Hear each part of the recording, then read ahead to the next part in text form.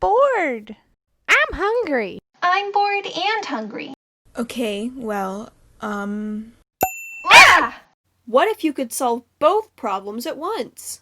how did you do that? The magic of learning. Now, who wants to bake some cookies? Me! I do. Okay. Great! Here we go! Yay! Wait, what?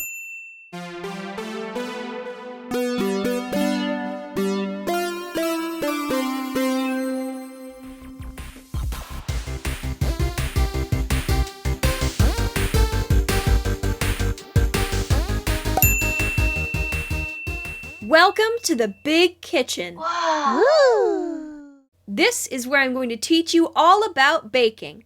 First, you'll need a recipe. So find one that sounds good. Actually, hang on. Search the internet for one that sounds good, and then you can work from there.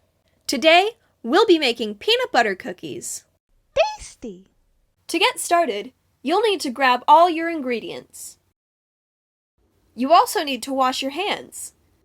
I don't have hands, so I brought an assistant for that. Please wash your hands for about 20 seconds with soap and warm water.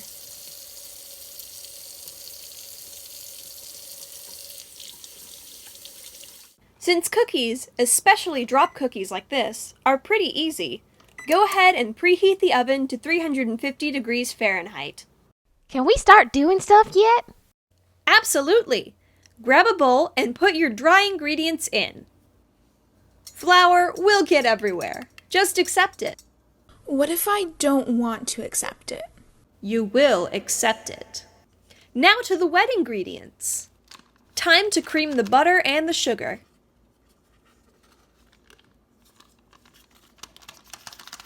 But sugar's not wet. Yes, it is. Why? Because you cream it. Fun fact! A lot of cookie recipes call for softened butter. Waiting for butter to soften takes a long time, but you can microwave it on half power for 10 seconds to get roughly the same effect.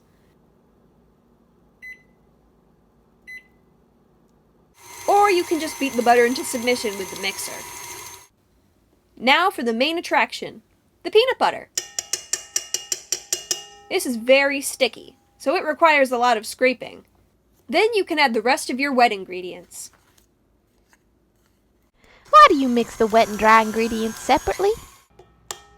Great question, Short Stack. It makes sure the ingredients are evenly distributed and helps prevent overmixing.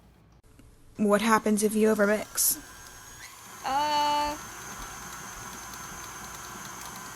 Your cookies become tough and dense, 'cause gluten or something. But don't worry about it too much.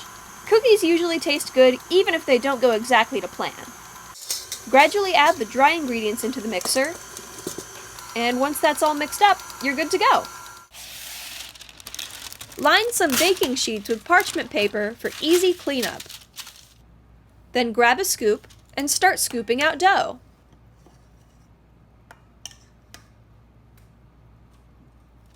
If you want to mix things up, you can also throw in some chocolate chips. Once you've scooped out all the dough, pop them in the oven. And set the timer for 9 minutes. It's a simple way to make a sweet treat and have some fun. And, fun fact, baking is also science. I don't really like science. I love science. That's the spirit. Under all that sugar, baking is chemistry. Following a recipe is like performing an experiment. Chemical reactions change dough to cookies, and if you change the ratios of ingredients, you get different textures of cookies. In fact, different ratios and maybe a bit of baking powder is all that separates cookies and cake. Cake. You can make some very tasty cookies with boxed cake mix, and very tasty cakes. And now, the first batch is done.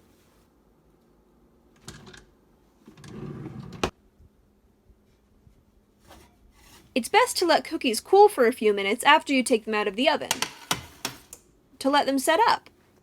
But isn't that what baking does? Ah, great question, Ducky. Baking does a lot of things. And true, it makes the outside crispy or solid, but it also melts all of that butter. That's why cookies spread out in the oven.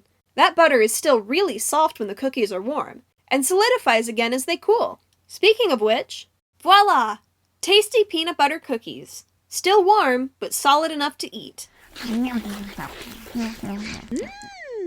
Tasty! Delicious. This is really good. And it gave you something to do. It's the total package. Science, creativity, activity, and a tasty treat. Thanks, MC Vapor-Ware. Anytime, kids! How do we get home?